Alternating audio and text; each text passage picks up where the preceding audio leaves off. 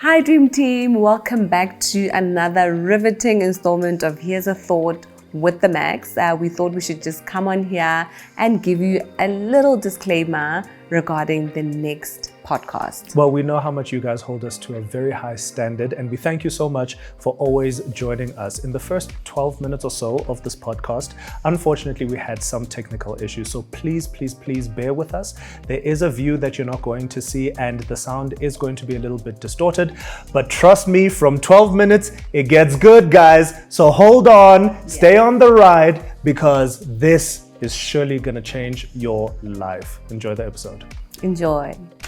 We've just always been intentional, and I guess the nice thing I think about one of the things that we easily agree on is that we do what we believe in. You know.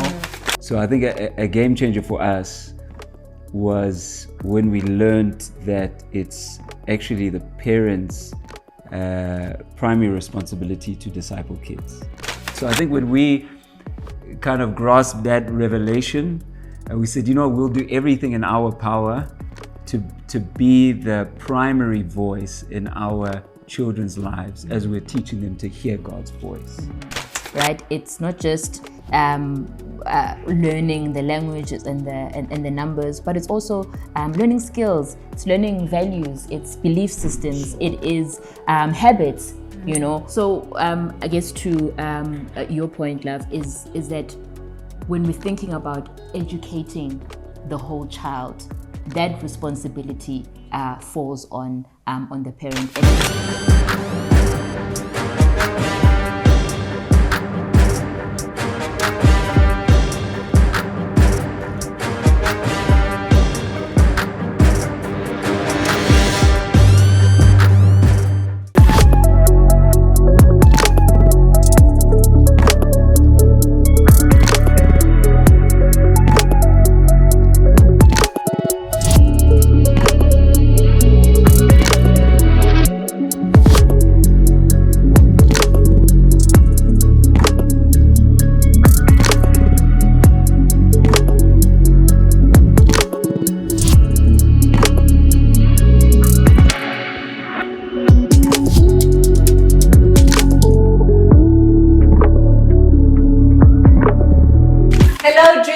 Welcome back to our podcast. What's going on, ladies and gentlemen, boys and girls, beautiful people, Dream Team? Welcome to another exciting podcast of Here's a Thought with the Makhs. My name is Renault Bryanston. And I'm Petola Makhs. And of course, we are at the beautiful Brookfields at Royals. If you want to check out more about these properties, make sure that you click the link below for more information. Yes. Yeah. What are we talking about today? Oh my gosh. Guys, let me tell you something. Let me tell you something. I've got 4 siblings, all right? I've got so many questions. I said to my parents, guys, okay, we know children are a blessing from the Lord, and we are saved, sanctified, washed by the blood of the Lamb, all that good stuff. But I've got issues. I've grown up with issues. I didn't have enough of my dad and my mom and this and so on and so forth. And when we compare notes as siblings, we're also like, man, and what that has created in me, honestly, is I've been a little bit like, I don't know if I have an anxiety about whether I have capacity. Okay. If there's enough of me to go around, right, for all of my kids. So in this installment, we are going to unpack that. We have this beautiful couple by the name of Langa and Unathi. They are called our kind of family. I love this family so much. And it took us a year to get to this point. I reached out to Unathi about a year ago and I said, listen, I love you. I love your family. I've got so many questions. Sure. We need to have a sit down. They have been married for 14 years and they've got 5 beautiful children. Gorgeous. They love Jesus. They have a passion for Christ and for people. Welcome, Langa and Unathi. Make some noise! Guys, welcome. Wow! Unathi, thank you. Please tell the people it wasn't my fault, right? It wasn't my fault completely. But you know what? God's timing is perfect, right? And I mean, in between, you also had a child, and a lot has happened, right? So, but I believe that this timing is perfect. So, babe, you said you have a lot of questions. So let me Before you start with a lot Yeah. of questions, ne? So I love the name Akana family because Akana family speaks to, it's sort of like Akana family versus societal norms versus the modern family or expectations. We live in a world where people have 2 kids, a cat, a dog, a 2.5 children. 2.5 children. And you guys said, we're going for 5. Nobody can stop me. I'm going there. No, you went there. So Yeah. we are really fascinated by your love journey, your family setup. Yeah. Can you just tell us how you met? You know, obviously before the Bambinos. How did this love story begin? We met at university. Okay. Yeah, we studied together at UJ, or it was Rao back in the day. When it was around. Yeah, and we had one of my close friends at university was her. Yes, Like, my study friend. Yeah. So we actually had friends in common. That's really how we got to know. Mutual friends. Yeah. Yeah. And yeah, what's this? So it wasn't love. It wasn't love. Because- It wasn't love you were Because wait.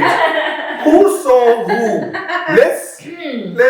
Did you have dreadlocks? Let's. They're like, wow, that guy's locks so gorgeous. Like, how did that happen? Let me help you guys here. Yeah. So when I got to Rao, Mm. I was super focused on Jesus. I had come from a life of kind of, just vibes. Well, Sure. You know? Well, Yes. And then I, met Jesus at, I was 21, got to varsity at UJ. And so my thing was just like, listen, I'm here to study and just to love Jesus. And I haven't got time for girls, I haven't got time for anything. I just want to go to church, I want to read my Bible, I want to study and do the Jesus thing. Yeah. And no, not until. She's ready. She's ready to come in. It was not until. So here's the thing. Yeah. Here's the thing. So we actually had I think it was a business management class together. Okay. And I was in other classes with some of her friends. But here's the thing also, is that she didn't know Jesus. Oh. And me, I was very serious. That's interesting. I was very serious about Yeah. Jesus, So Yeah. I would remember her like even walking, into lecture halls with these tight crop tops and what was I love that. tight crop tops. The scandal. This is what you saw. And I knew she it, used to have What's this- her take? that cool- and we keep having this fight because me, guys, I was so serious about. Yeah. I was like, yo, That's guys, why I do not, I do not have time to mess with, with any ladies or anything. I was just like hardcore. Yeah. I was that dude that would walk on campus with like a Bible with, Sure. that kind of thing. Wow. And so I remember, and then she used to have these like big afro, like hairstyles, Yeah. which was cool. And She liked it. Crop tops. Everything was always. John was like, yo, hey Jesus, holy water. Blood of Jesus. That's hilarious. But his friends were so serious Sure. university. So like I said, we used to study with I guess this friend of his, and they used to live together. And they used to have this rule at the point that they couldn't be like in spaces alone with the female. So whenever I would go study at his place, he would just be there living room, just be like, okay, we're good. I didn't know this thing, but Yeah, it was like accountability. Wow, It's that's like, hey, amazing. let's just keep each other in check. Yeah. As we're doing this Jesus thing. So that was. So that's how we met, really. Yeah. And then, somewhere along the line, I actually met Jesus. Wow. And then when I did, then I ended up going to the church that he was a part of. Yeah. And that's kind of really how we got to know each other. Mhm. And then we had, I guess, we were in community, together. We did stuff together. At some point, I was, we were in a worship band together. Wow. So I think that's kind of how we got to know, one another better. I would imagine when Langa saw you at church, he was like, Jesus saves. Jesus is alive. Wow. Yeah. That girl. And then From after I business got married, I had to go and buy tops.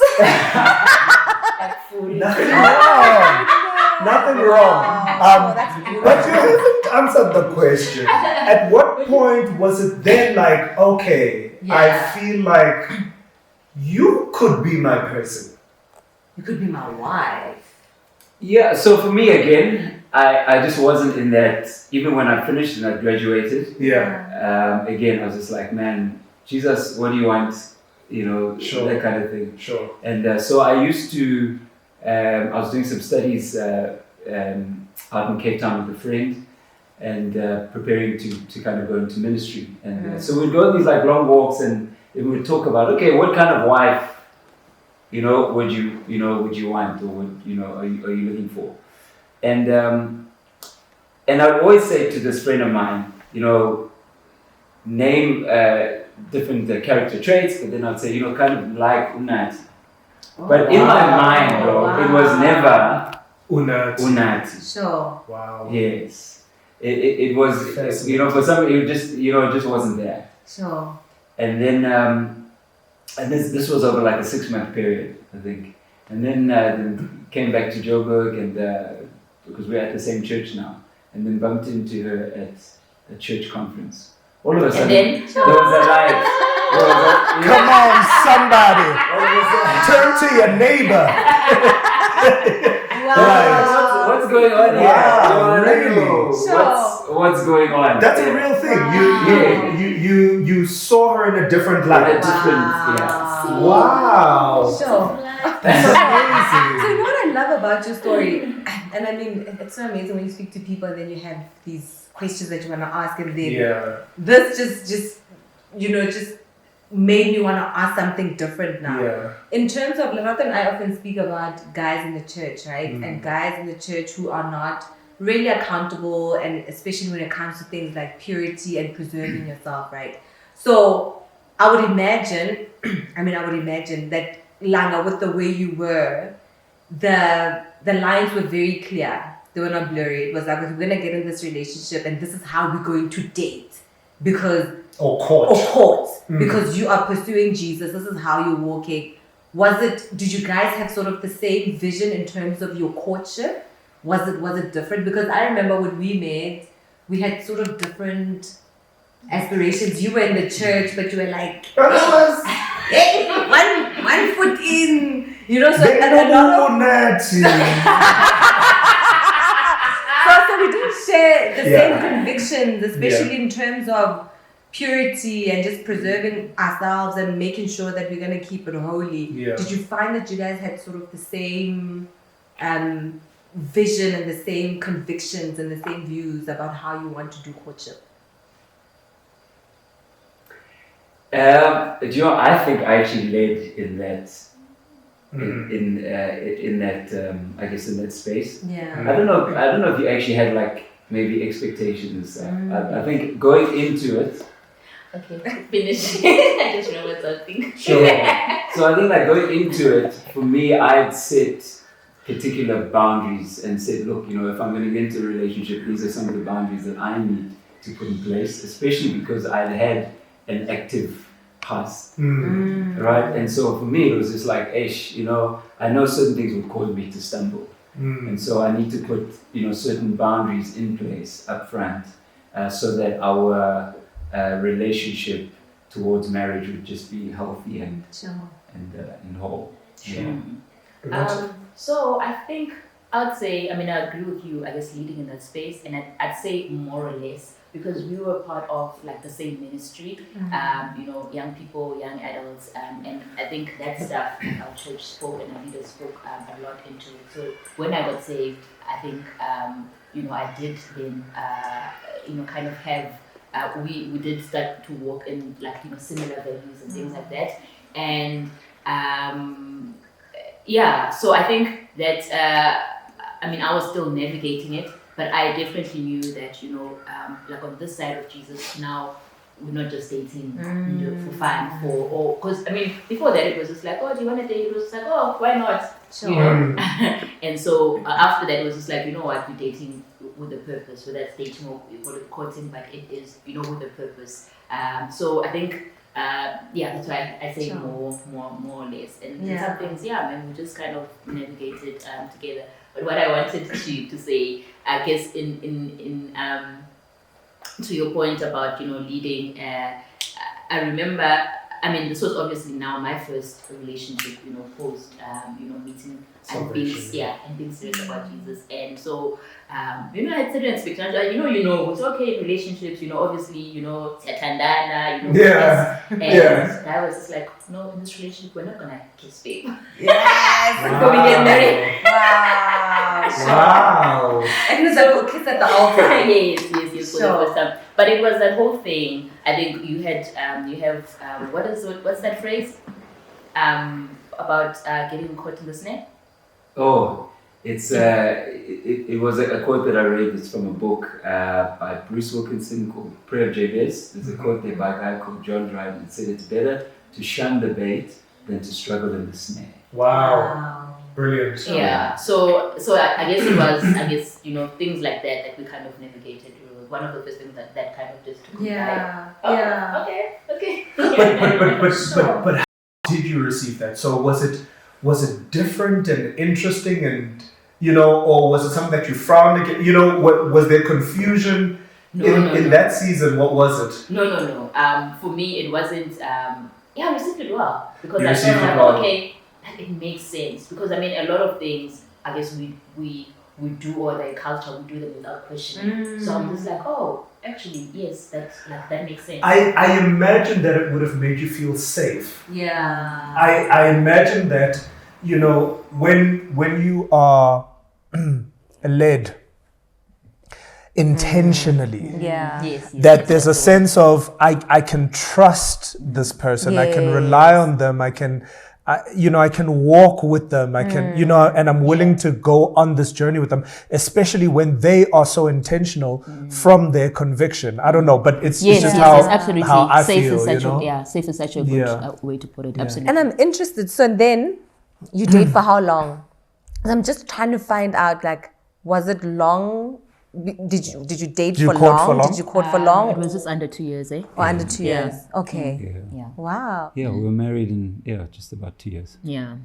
And then you get married, and then you talk about kids. Did you plan? What was the conversation? So, hear me out, folks. And guys, the kids are beautiful. They're all here. I'm a bit jealous, and they're right? so well behaved. Because they are lit. Prayer of Jabez. Prayer of Jabez, guys. Right? So when you get married, or possibly prior to getting married, what is the conversation as far as your kind of family? Sure. Yeah, I think we addressed some stuff during premarital, just chatting about expectations. So expectations from like roles in the home to like kids, to work, things like that. But we, through the premarital process, we just chatted about a whole bunch of things. And so the kids thing did come up then. Yeah, but I feel like though, even I think before premarital, because I mean premarital was literally just before we were getting ready to get married, we would sit and chat and dream just about what we wanted our family to look like, what what kind of values we hope to see, and so really from then we started talking about children even before we got married, and that I guess we both agreed on wanting like a big family. Sure. So that was okay. So that was good, and I think it was good. Yeah. Sure. So you always knew there was going to be more than 3. Yeah. I mean, initially there was no number. It was like as many as we can have. Wow. Sure. So now we're down to 5. Wow. Sure. I love that. We are down to 5. That wasn't the goal. We are still. Wow, amazing. man. What? I'm curious. Now I'm very curious because I think, as Moaf alluded to earlier on, there's a certain narrative that society peddles, right? That says hey guys, you know, it's 2020 now. We have to be responsible, right? That's how we like to, right? To be responsible, you need to look at, okay, look, let's have less kids because we want to give them the right quality of life and da da da da da da da, right? And naturally, I imagine there's this wrestle between, well, what is kingdom culture? Sure. And what is societal culture? And what has God said about our family? Yeah. Did you ever have those conversations with yourself, or were you always just clear that, look, this is where we're going? Because I imagine that the conversation was interesting with your friends, right? And maybe possibly family. To be Yeah, like, yeah. "Hi, Kimani, guys." Yeah, you know. Oh, number 4. Well, there are those that are happy, right? They're like, Singomo, it's good, right? And there are those that just there are "Ah, ones that are just like, wow, and guys." and they'll probably say to the woman, "Emma Khanyani, Yeah. Emma Khanyani, Yeah. Unathi." It's not even Langa's problem anymore, you know, or Because now problem. It's like hey, Emma. can we bring them over? Because we've got a thing. They're like, whoa. So was that always an easy conversation amongst yourselves? So I think that if there's one thing that we've done well over the years, and probably from the beginning, is kind of be very intentional about what we'd like to see, intentional about our values, what we believe, and what needs to happen as a result of what we believe. So even then, in the early days, I can't remember if it was when we were still dating or early years of us being married, but we had these chats about what we wanted our family to look like, what we wanted our family life to look like. And versus also what we see. Living in suburban Joburg, what the culture looks like versus what we actually would like to see. So we had those conversations, and we came up to, we had some big decisions to make. For example, like even the homeschooling, and even me. I was in corporate, but we decided early on that I would then, because we wanted to pursue a certain quality of life, I would then leave corporate and pursue kind of self-employment so that I could be at home with the kids and be the primary caregiver and all of that. So I think we've just always been in intentional, and I guess the nice thing I think about one of the things that we easily agree on is that we do what we believe in. Wow. And doesn't matter what the Cost, consequences, the cost that comes with it, but we pursue to authentically pursue the things that we believe in in our convictions. What we believe. Yes. So we do what we believe. I love that. Yeah, and I think it's just that, I guess that agreement, being on the same page, and then like you said, do what we believe. Is I think early on we recognize, man, it's going to come at a cost. And we just need to be sober about that and be okay to to pay that price. Even when we were about to have our first child, she was in corporate, I was working, and then just the thought, and we're a young couple, and then it was like, the pregnancy thing is happening. We said we're going to, she's going to stay at home when baby's around. I was like, listen, we're not making a lot of money, but let's find a way to make it happen. Let's look at our budgets. Let's get cheaper cell phones. Let's get whatever it is, just to to build around the values that we'd said we're going to build around, because we had developed those convictions. And I want to say, like, it's not easy. I think sometimes people are always just like, oh man, I want to live that kind of life. But it hasn't been easy, and I think I had to learn. We had to learn from.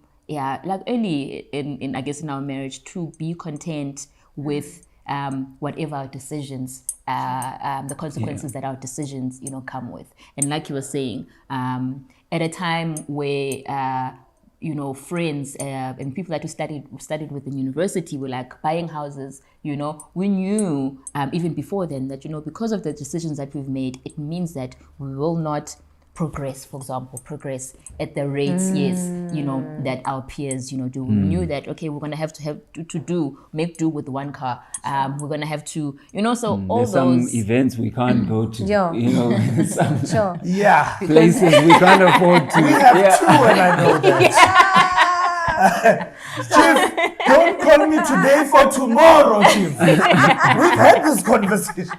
So then you say that you've obviously had to be content with the decisions that you made and own those decisions, right? And one of them you mentioned now something like we'll have to make do with like one car. You made a post about 2 years ago, I think about a year ago, and you spoke about how you had to downgrade your family. I mean, you have this one car, now you have to downgrade. Ay, bawo. Father. Let's talk. But I think what I love about you, and I've been following for quite some time, and I think I was drawn to you because of your vulnerability, just how you wear Christ, you embody Christ, and I felt like that post also freed a lot of people because we live in a society where it's about show, it's about what do you have, show and tell, like what do you have, right? So you put it out there and you said, guys, listen. And I would imagine some people like, what were you expecting? But you put it out there to say this is where we are as a family in this season of our lives, right? So how do you guys navigate through some of those challenges, especially I think when it comes to finances? We're not stranger to financial constraints, right? And we've put growing our family, what's the word, my love? On hold. On hold because of fear, mainly. Because we're fearful that we might not have enough. So if you look at our gaps with our kids, they're quite huge. It's like 4. And then with this last one, he was like, no, I'm closing shop. I'm having a vasectomy. I was like, no, babe. You're exposing me now. But we spoke about it. And I was like, babe, true. just one more. But I think it's always been fear-based. It's always been, do we have emotional capacity? Yeah. Do we have the financial capacity? Do you know what I mean? So how do you guys, I know it really, it comes with its own sets of challenges, but how do you make it work? Because it's working. And I wanted to embellish on what my wife just said, because earlier on, you said we do what we believe. What informs that belief? What is it that you have seen, read? What is it that convicts you and says, okay, as for me and my household, this is what we believe and this is how we are going to carry out our life's journey? Yeah. I think as always for us, it's because we're brought together because of Jesus and then obviously the scriptures, right? So I think a game changer for us was when we learned that it's actually the parents' primary responsibility to disciple kids. Right. So, I mean, if you read Deuteronomy 6, around verse 4, 5, it speaks about teaching, loving the Lord God with all your heart, soul, and strength. And then it speaks about you must diligently teach God's commandments to your children. As you rise, as you walk along the wayside, as you eat, as you go to bed. It's this idea of not being deliberate or diligent in teaching your children God's ways. And that it's the parents' primary responsibility. And as it speaks, as you walk, as you rise, it's this idea of actually doing life with them and modeling to them what it's like to live according to God's ways. So not just telling them God's ways, but also showing them God's ways. And that and that essentially, I guess, it's the parents' responsibility to do that. And so I think when we kind of grasped that revelation, we said, we'll do everything in our power to be the primary voice in our children's lives as we're teaching them to hear God's voice and arrange our lives in that way. So those are, I guess, maybe the anchor Yeah, and I wanted to say too that I think having realized that, and then when we looked at, like I was saying earlier on, like just the culture of, well, I mean, we live in Joburg.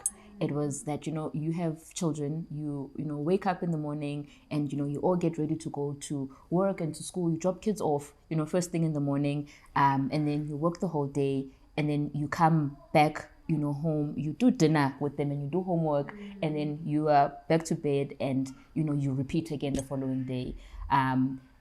And look, I know people have, I guess, a different, beliefs, and some people are okay, with that kind of arrangement. But for us, when we sat and we looked at the kind of family life that we wanted, we're just like, no, this is not the one that we want for, ourselves. So how do we, make it a point which we're able to live out the kind of dream that we believe in. And and that was really, I think, it. So I think with everything that we do in our life, like I was saying earlier on, we just really try to, I think we question a lot, we inquire, a lot, we interrogate, things, and we interrogate culture to be like, okay, we know that everyone, does this thing, or this is what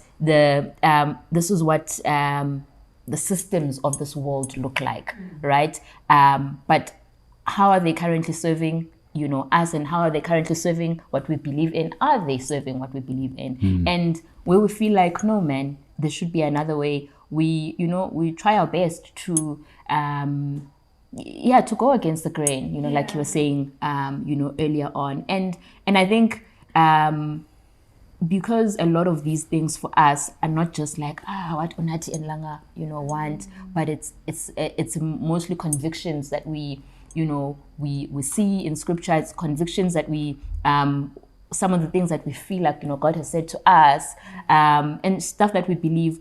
Then as much as it's like it's tough calls to make, our faith is in God, to just be like, Lord, you are the one, and I mean, in your word it says, I guess, and you are the one that's telling us that we must do this. So the provision is on you, right? So the trust and the anchor is really just in God, to say, yo, Lord, we can see, and guys, not to even like throw shade on like systems and how life is, or how other people pursue life and things like that, because we are, I guess, in the world, and there are certain systems and structures that that exist, and certain ways that you need to conduct yourself in industry and things like that, and people opt into some of those systems, and for some people it works great, and that's fine. But I think for us, when we interrogate, we're just like, no, man, this is not us, this is not what we want. So I think for all these things, the anchor for us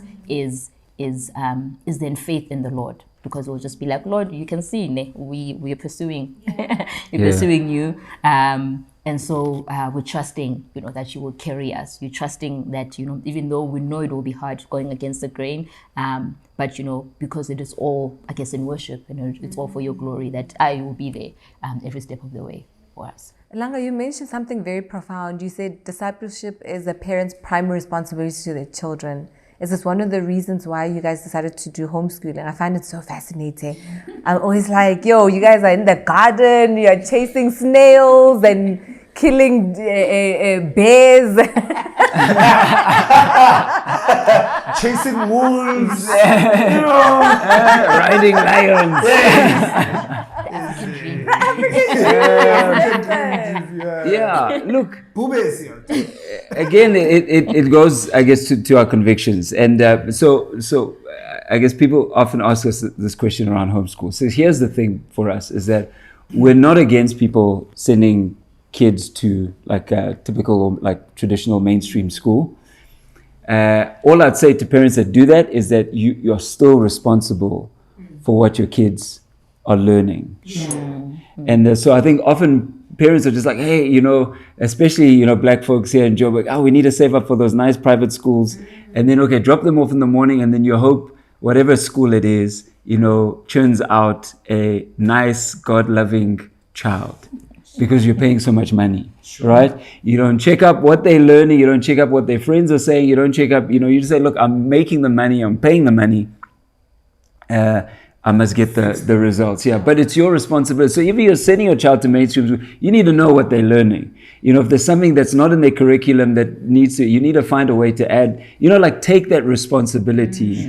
Don't just hand it over to someone else, because people will disciple your child. All right? And so that's why, but for us, we just chose this route. We also just wanted a means by which we could enjoy our children and again be the primary voice. You know, even for us, I think just presence, man.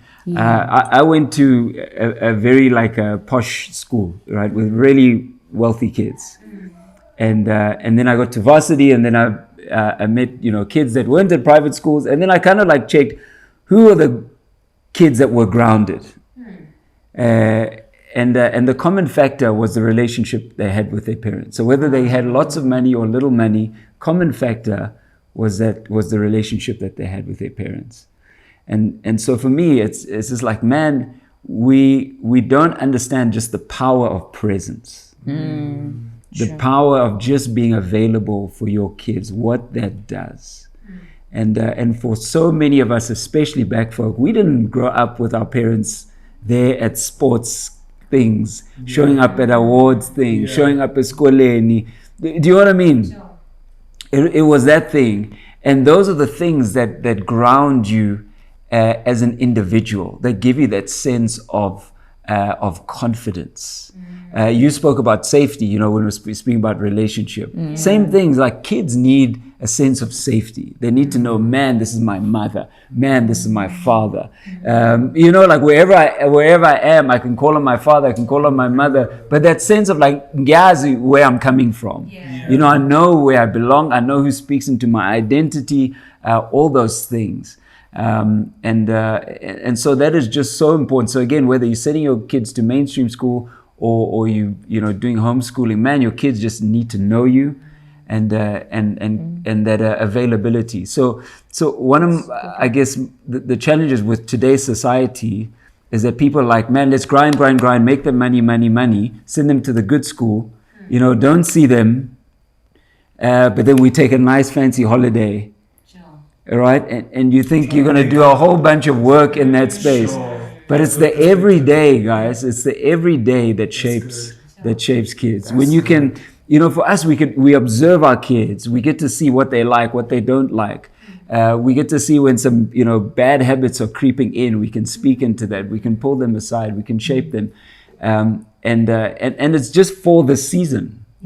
You know, it's just for a short season. Then they get launched out, man. Wow. You know, then they get to do their own thing. That's such good perspective. And I wanted to say, I think when it comes to education, because I mean, a lot of people, when we talk about education, we think ABCs and 1, 2, 3s, right? But education is much broader than that, right? It's not just learning the languages and the numbers, but it's also learning skills, it's learning values, it's belief systems, it is habits, you know. So I guess to your point, love, is that when we're thinking about educating the whole child, that responsibility falls on the parent. And I mean, as parents, we can choose to outsource part of it, but I think we just need to be reminded that educating, you know, the child is our responsibility. Holistically, because I think what we've then done is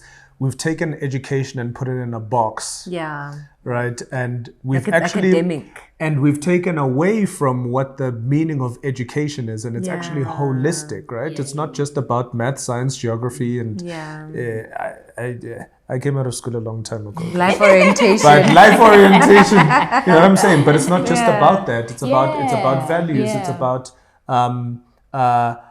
discipline, right? Sure. It's about learning systems. It's about, as for within our household, this is how we do things. When it comes to being a part of the kingdom, this is how we do things. These are the conversations that we have. And I imagine I would love to sit in one day, you know, like a fly on the wall, because I'm curious, like, as to then what kinds of conversations, you know, would you have? And we're not going to dwell on that right now, you know, but I think more than anything, it's just amazing. I think it's really amazing. I'm interested to find out, in having chosen this unconventional path, going against the grain, do you sometimes get FOMO to say, yo, okay, we chose this life, right? And it has its benefits. Yeah. It is edifying to us, to our kids, to our family. Do you sometimes, Mara, Do you have some moments? FOMO, or you just like, yo, why did we choose this life?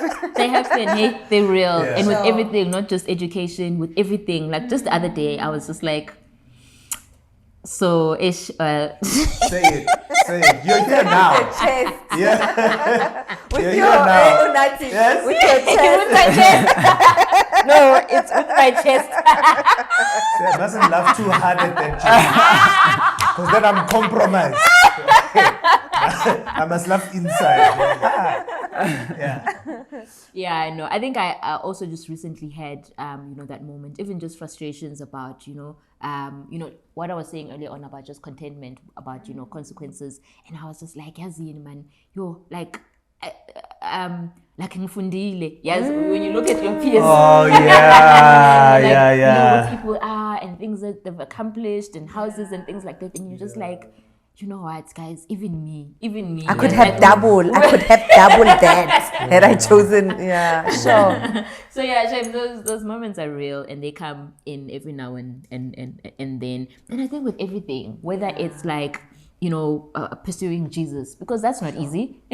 Whether it is, marriage, thinking, what would my life be like if I wasn't, if I hadn't committed myself to, marriage and having children, or, would we have, I don't know, would we be traveling, or, the whole world, just, so it happens with everything. And I think we have those moments, and then it's I think it's in those moments where we need to just, come back and encourage ourselves. And for me, I know in those moments, the recent one, in our ladies, get together at church, I shared kind of, guys, this is how I've just been feeling, this week. I'm feeling discouraged, I'm feeling whatnot. And then I had, women that I'm working with, speak into, my life, encourage me and just remind me of, who I am and what I believe in, So I think, those moments are real and they do come, but it's just getting back to, man, why in the first place? Yeah, no, all these things, same. You definitely have those moments, but I think as she said, Uguti, again, you think about, because we made these decisions soberly. We're very sober about it. Listen, it's not going to be easy, but this is the path we're going to choose. And here's I think part of the thing, even I think going to the education thing, and even around finances, because I know for us guys, numbers, Listen, mate. bruh, it's a real thing. Are you calculating? All the time. All the time. Right? All the time. Is there's the sense of this pressure of like, we want our children to be everywhere and doing everything. Right? You want them to go to every sport, every extramural, every what, this whole idea, like we must give them opportunities, whatever, because you never know. Explore, But the reality is, like, you only have a limited amount of time. And some of the things that we stress over as parents, every parent, especially like a father, if they have sons, they want them to be a sports star. Right? But like, how many kids realistically end up becoming like professional athletes? Like, Let's do the math. let's just do that. No, I hear you. Do you know what I'm saying? But we invest like so much, like, those kind of things. And so I think the philosophy which I love that my wife has around education is just teach people to learn to love to learn. So that they can learn, learn whatever it is that they want to learn, as they grow up. And look, guys, for us, the end game here with our kids is we're not raising kids to be CEOs. We're not raising kids to be top of industries and things like that, which they could be, they might be, but that isn't like the goal, to be these super awesome people in our nation or whatever it is. we want them to firstly love God, and then secondly, be awesome individuals that can actually contribute positively to society.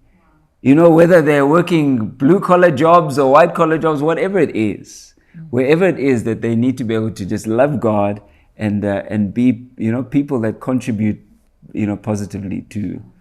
And, you know, so we're not putting this hey, you must be, what's on your heart, you know, and you're thinking you must be the next Elon, you must be the whatever it is. But no, man, just, you know, just be okay, enjoy who you are, know who you are. I think that's mind shifting for a lot of people, including myself sitting here, you know, and I'm quite convicted by a lot of the things that you guys are saying. I wish I wasn't convicted because, you know, it would be easy. Yeah, you know what I mean? Then I'm like, now I have a responsibility now to go think about what to say. You know?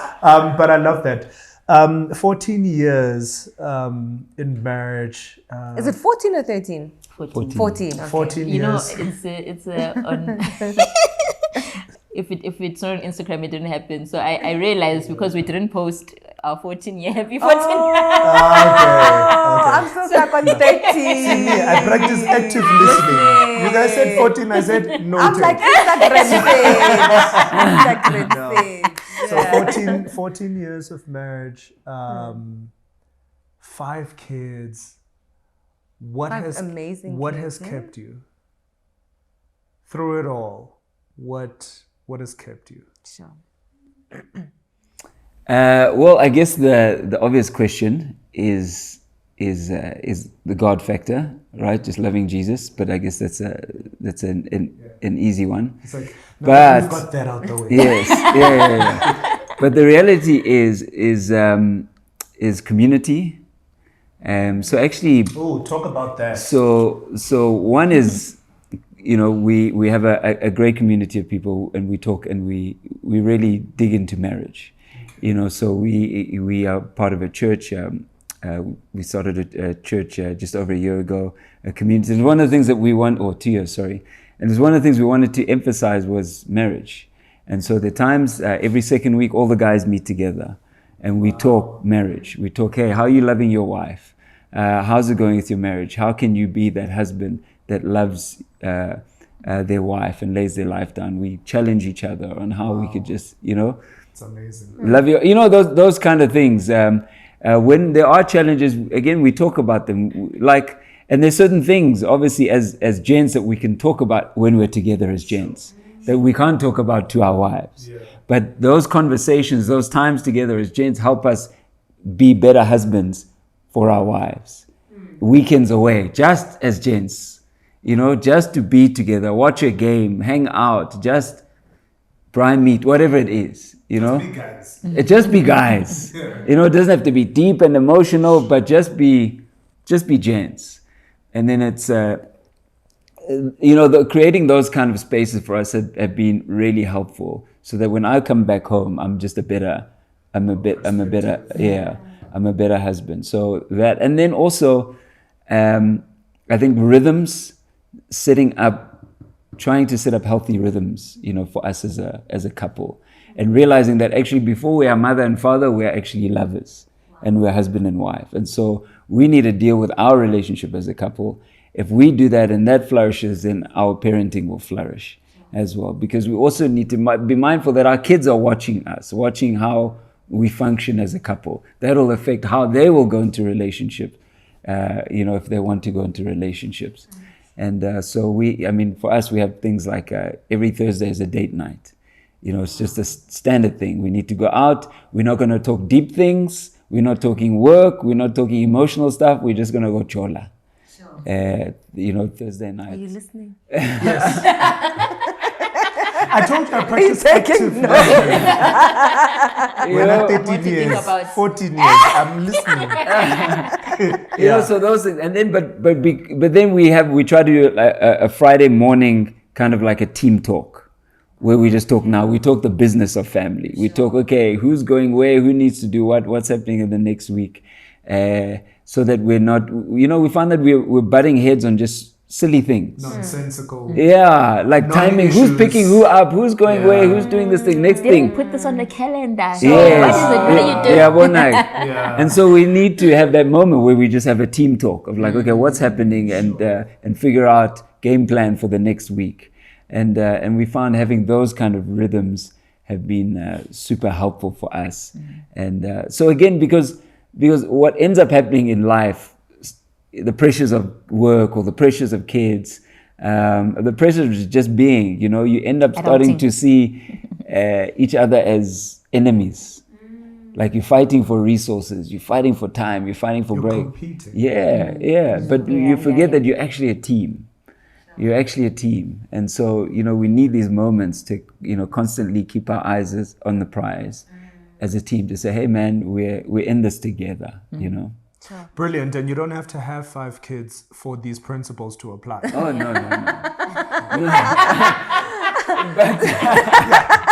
It can help you. I see what you did there.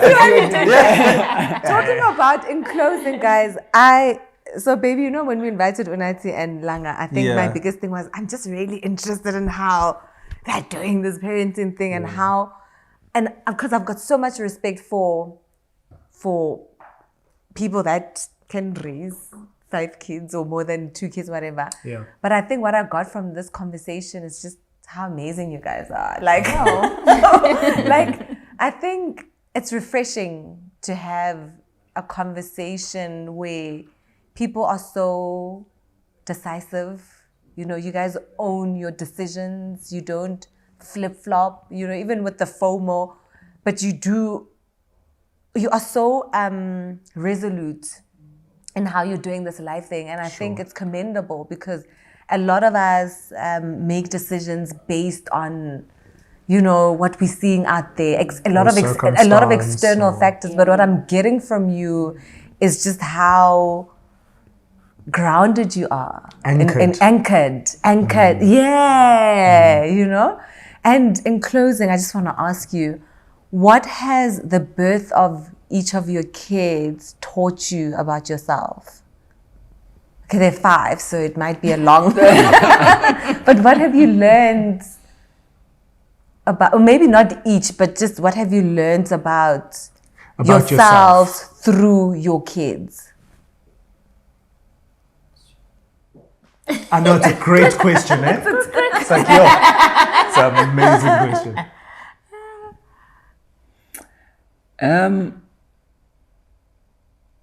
So one is like kids just follow after you. Kids, it's incredible when you just start to see little traits and little things that are passed on to kids.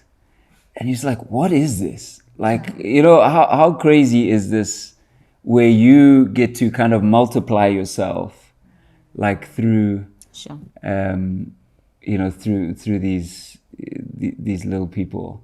And then for me, a big thing is also, I just realized, man, they've met a need for intimacy that I've had, that I never thought, that could be met by children.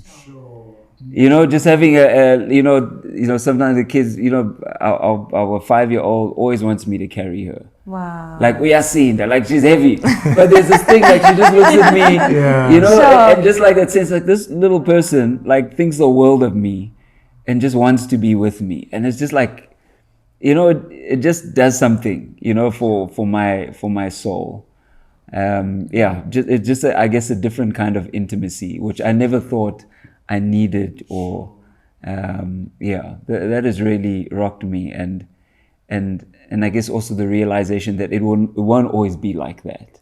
They move on. They now, I mean, the boys, they want me to sleep on weekends. They want me to sleep with them. It's like that thing sometimes, I'm like, yo guys, I know I'm not gonna sleep here. These guys, they kick, but that says they just want. They just, Dad. Yes, Wow. they just want me Dad to around, be around. And I'm just like, okay, I'm gonna, drink this up, while it's there. Because the firstborn is already at no thanks. Even when I invite her to come sit with us, it's like no. No thanks. So it's only June, I present. think. That's beautiful. Yeah, by the way. sure. That's amazing. Yeah. So I think one of the biggest things I've just learned through parenting is the love of the father as a parent. I think when I just think about men, just how I love like our kids, and just little things, man, and just how I respond, to them. I feel like God always, speaking to me about that's how I love you, like men, just to how there's like no end, man. I mean, I guess children are children; they'll do things, or discipline, whatever. But just that sense of men, you just really love these little people, and you would, as parents, we would do anything and everything to make sure that men, they are loved, they are protected, they have everything they need. You are working every day so that they can flourish, so that they can be everything that they've been created to be. And that's the same love that we sometimes don't grasp, the same love that the Father has towards us. And I was thinking, earlier on you were talking about capacity, and I was thinking earlier this week about just how I had that fear, by the way. It was a real fear, I think from number 3 to number 4, where I was just like, oh my gosh, I'm, at that point, I mean, we had, our first 4 are 2 years apart from each other. And so I was in that phase of, little kids, and I was feeling so spent, and I was just like, Lord, will I really have capacity for another one? Will I be able to love this person as much as I've loved, and so it was a real fear that God had to, speak into. Where was I going with that? Oh, it was just that, man, even with number 5, like my capacity to love doesn't run out. Yeah, sure. Wow. It doesn't, run out. And so, I guess I was even thinking, about that, relating that to the way just, the Lord just loves us, that, He has enough love for each and every one of us. He knows us, each and every one of us intimately. He, he does the best for each and every one of us, individually. So I think for me, one of the things, just parenting has ministered to me is just understanding like God's heart. God's heart for me. And man, and I think another thing, just you were talking about the intimacy and stuff like that. For me, the parenting journey has just been so healing. I think my parents aren't married.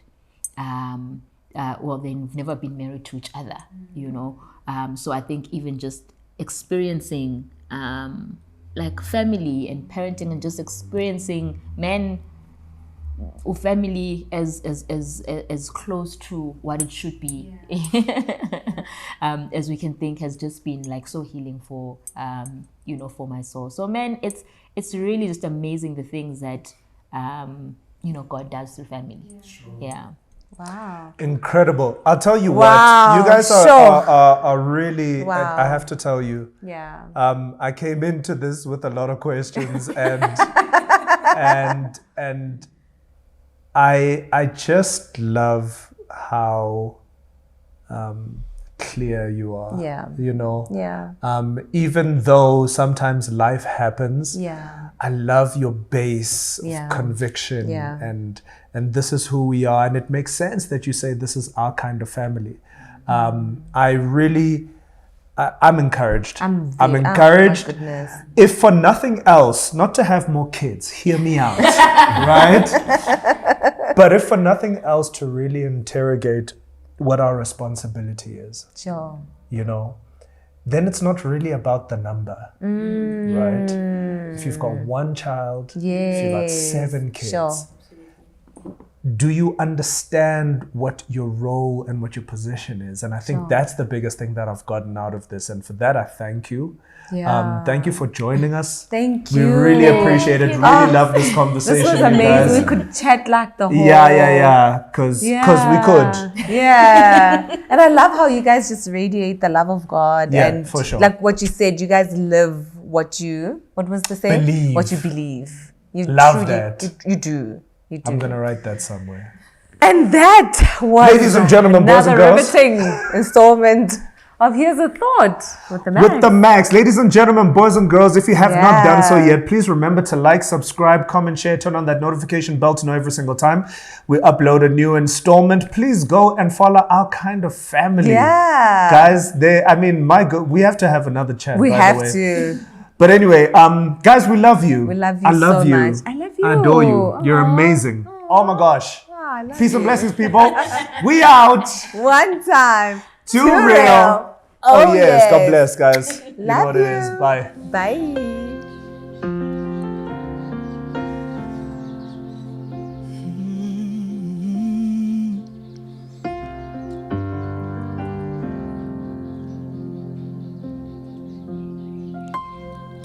In view of your great mercy, in light of all you've done, I present my life as a living sacrifice. In view of your great mercy, in light of all you've done, I will love you, God, with all my strength and heart. Lord, this is my worship. Impilo yami ngeyakho, inhliziyo yami ngeyakho, uhambo lwami ngolwakho, konke konke ngokwakho,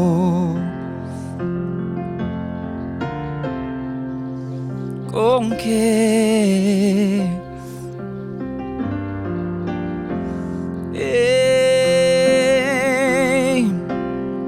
In view of your great mercy,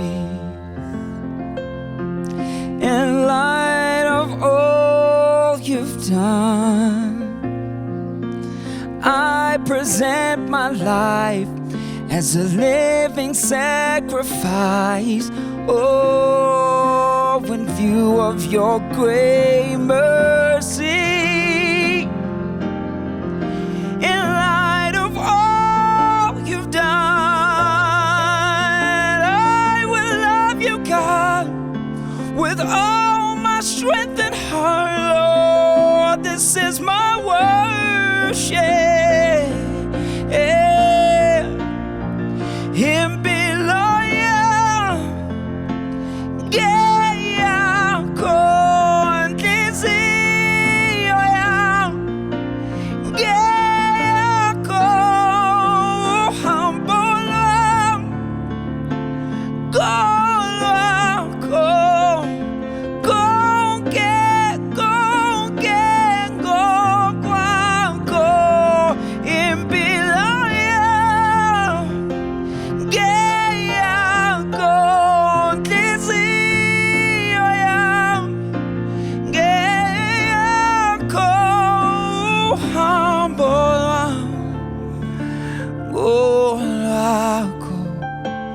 konke konke ngokwakho, konke konke ngokwakho, konke konke ngokwakho, konke konke ngokwakho, konke konke ngokwakho.